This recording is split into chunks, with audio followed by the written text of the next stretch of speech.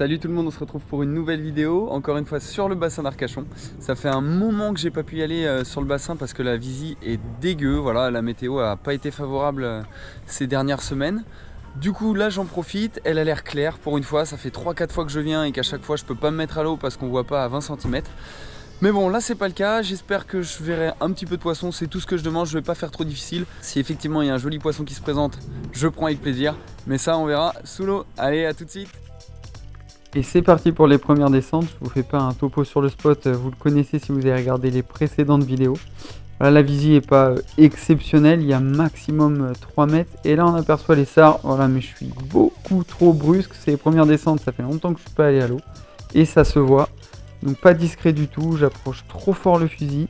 Et je me bouge trop vite, du coup ça les fait fuir directement. Et là pour les faire revenir sur la même apnée, il faut attendre. On les voit qui naviguent, mais pour qu'ils s'approchent ça prend un peu de temps. Donc je patiente. Je vois que ça commence à monter. Et là, c'est un joli mulet qui se présente, je vous l'avais dit. Si le poisson se présentait, je ferais pas le difficile. D'habitude, je tire pas trop les mulets. Mais là, voilà, ça faisait longtemps que j'étais pas allé sous l'eau. La visie était correcte. Je profite de faire un petit poisson parce que je sais que je vais me régaler avec le mulet. Ça reste un très bon poisson à manger. C'est souvent trop mal aimé. Et pour autant bien cuisiné, ça peut être très très bon. Allez, voilà le premier poisson que je ramène à la bouée.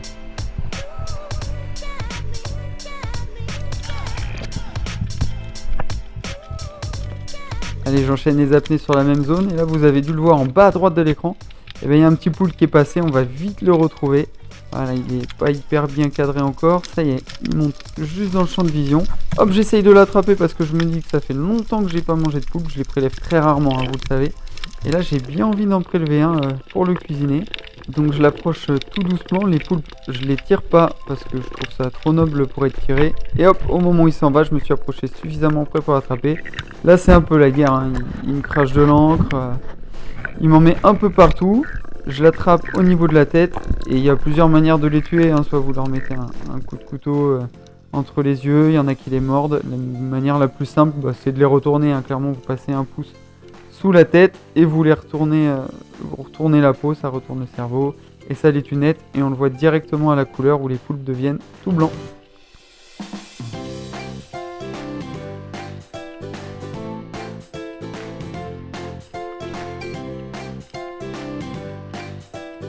Continue de descendre, je regarde dans 2-3 trous rapidement s'il n'y a pas un ou deux poissons qui traînent, parce que les sars ça se met souvent à trous, d'ailleurs comme les bars ou même les dorades, hein, sur ces spots là ça peut effectivement se mettre à trous. Et là je vous ai laissé la séquence quasi complète, je voulais juste accélérer un petit peu pour vous épargner le temps passé sans rien voir. Et vous allez voir, c'est pas souvent qu'on voit ce genre de poisson sur le bassin. Un joli banc de saupe là, qui fuit devant un prédateur qu'on a aperçu en haut mais que j'ai pas pu voir suffisamment ce que c'était, j'ai juste distingué. Comme j'ai aperçu les bancs de sars tout à l'heure, et je patiente dans l'espoir de les revoir, et là c'est le cas, on les a vus.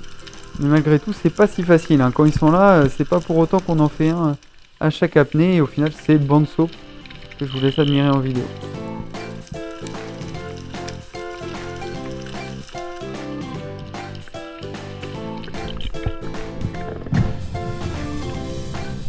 Et là depuis la surface, c'est une petite sèche là aussi appelée casseron sur le bassin d'Arcachon qui est posée sur le caillou. Et je vous ai laissé toute la vidéo parce que c'est assez intéressant, on la voit totalement changer de couleur, elle est bien se camoufler et on va voir sur la séquence d'après, elle va devenir toute noire, c'est hyper marrant à regarder. Là elle se décolle tout juste du caillou parce que je me suis pas mal approché. Comme je vous disais, sa capacité à changer de couleur c'est assez incroyable, là on peut le voir sur ces images.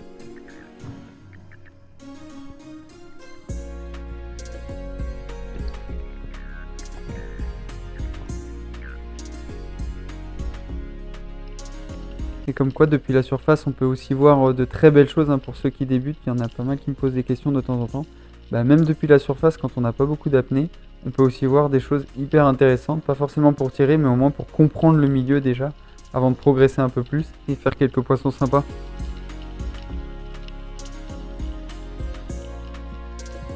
Et là, on voit les sars, hein, qui me narguent encore avec une jolie vieille qui est passée. Et celui-ci s'approche un peu, mais je tends le fusil encore une fois et il s'en va. Pourtant, j'ai pas été trop brusque dans mon mouvement. Voilà, c'est pas toujours automatique, hein. Les bancs passent, ils s'approchent plus ou moins. Des fois, ils sont plus peureux.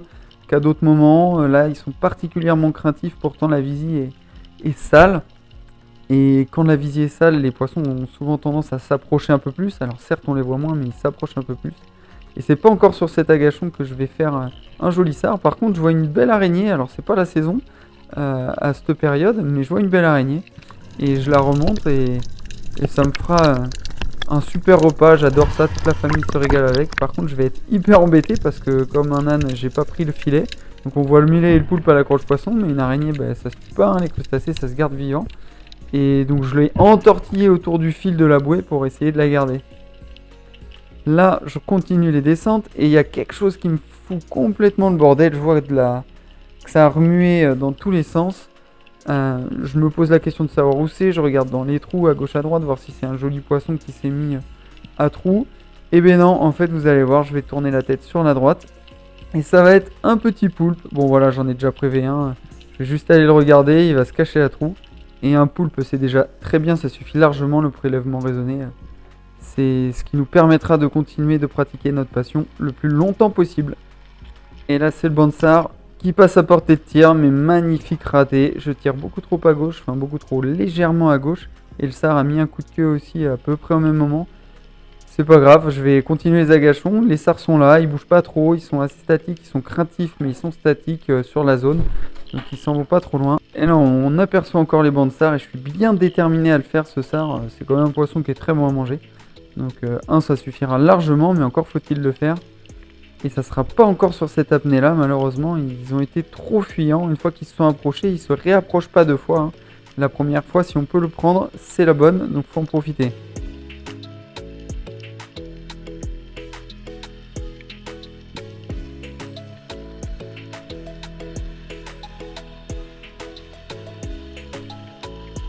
J'essaye malgré tout de descendre parce que je les vois plus profonds, mais pour autant, ils continuent de fuir quand je m'approche, donc autant les prendre à l'agachon. Et là, je me cale vraiment dans un trou pour pas leur faire peur. J'ai juste la tête qui dépasse et encore là, c'est la caméra qui est au-dessus. Et là, il passe largement assez proche. J'ai plus qu'à aligner, donc là, c'est un mulet qui passe devant. Celui-là, je le prends pas parce que j'en ai déjà un, ça suffit. Celui-là est joli, pouf, je le tire. Il me prend du fil. Hein. On entend qu'il me prend pas mal de fil pour un poisson. Un sard comme ça, normalement ça prend pas autant de fil. Au final, je vais le ramener, ça sera un très joli sard. Il fera largement un bon kilo, vous voyez, par rapport à la taille de ma main. Super poisson, j'ai enfin fait mon sard, je suis content, ça me permet de remonter. Et j'ai déjà une belle chasse à la croche-poisson. Un sard, un mulet, un poulpe, une araignée.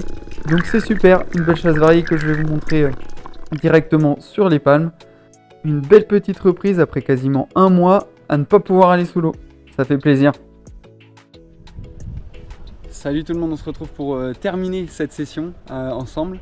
Et ben, j'étais très heureux de pouvoir remettre la tête sous l'eau enfin sur ce spot. La visée était plus que correcte, il y avait quasiment 2,50 m, voire peut-être 3 mètres à certains moments. Elle s'est un peu salie sur la fin du montant. Mais vous voyez, je fais un joli mulet. J'ai mis du temps à faire les sards malgré tous les bancs de sards que j'ai pu voir. Une belle araignée, très belle araignée, je m'y attendais pas. J'ai vu plusieurs poulpes, beaucoup de petites sèches et puis un joli poulpe, voilà, j'en aurais prélevé un, il n'est pas énorme, mais de quoi faire quelques super plats et se régaler avec. Voilà, j'espère que les images vous auront plu. Si ça vous a plu, n'oubliez pas le petit like, de vous abonner à la chaîne et d'activer la cloche des notifications. Et on se retrouve à la prochaine vidéo. Ciao tout le monde!